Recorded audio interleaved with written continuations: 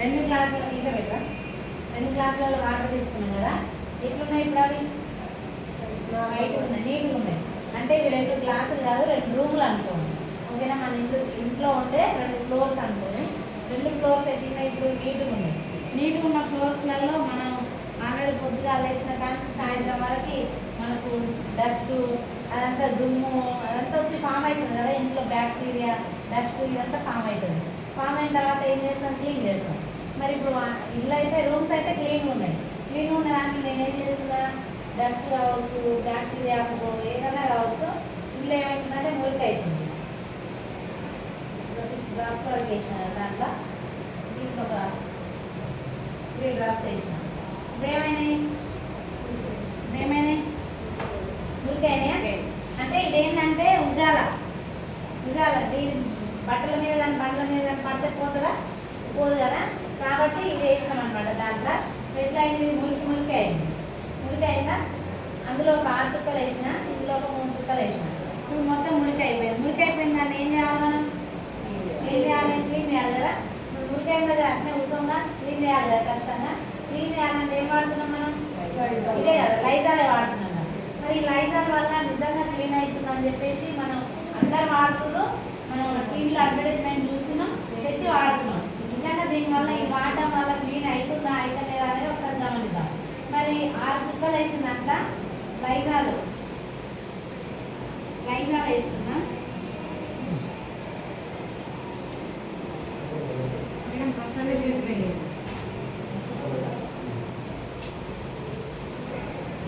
6 చుక్కలు వేసిందంట. మన ఇల్లు క్లీన్ చేయాలంటే ఇదే వాడుతున్నాం మనం. మీరు ఇదే వాడతారా?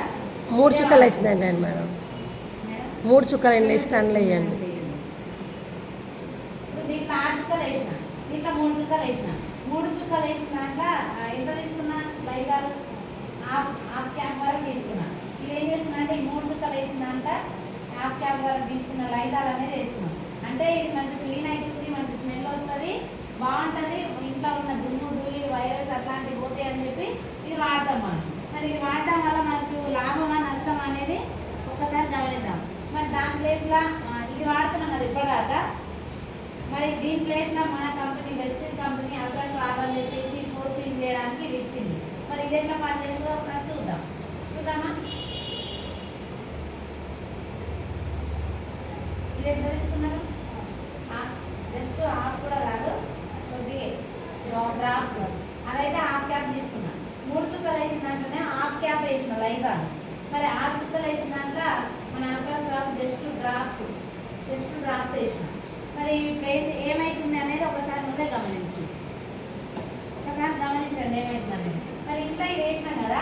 మరి ఇల్లు కలబెట్టి తుడవాలిగా. రూము లైజాల్ వేసి బకెట్లో వాటర్ పోసి పెడితే క్లీన్ కాదుగా. మరి కలబెట్టి తుడుస్తున్నా. మరి మేడం వాళ్ళు ఇల్లు క్లీన్ అవుతుందా లేదా అనేది ఒకసారి గమనించు. ఇట్లా ఏమైంది? క్లీన్ అవుతుందా? ఒక్కసారి మరి మీ రూమ్లో 6 చుక్కలు ఉన్న దాంట్లో జస్ట్ డ్రాప్స్ వేసిన అల్ట్రాసార్లు. మరి దీన్ని కూడా చూసి చూద్దాం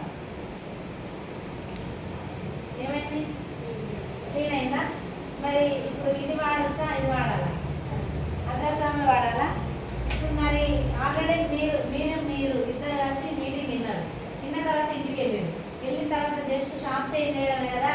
షాప్ చేంజ్ చేసి ఎక్కడో కొనుక్కునే ఇక్కడ కొనుక్కునేది కదా. మరి ఇక్కడ కొనుక్కొని వాడి చూద్దామని చెప్పేసి మీరు అది కొనుక్కుంటూ వాడింది. మీ ఇల్లు క్లీన్ అయిందా కాదు?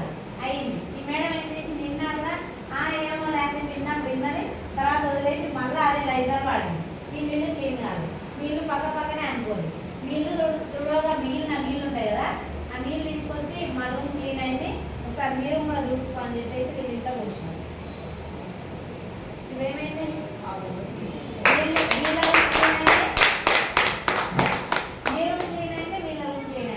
మరి ఇప్పుడు ఇది వాడాలా? ఇది వాడాలా?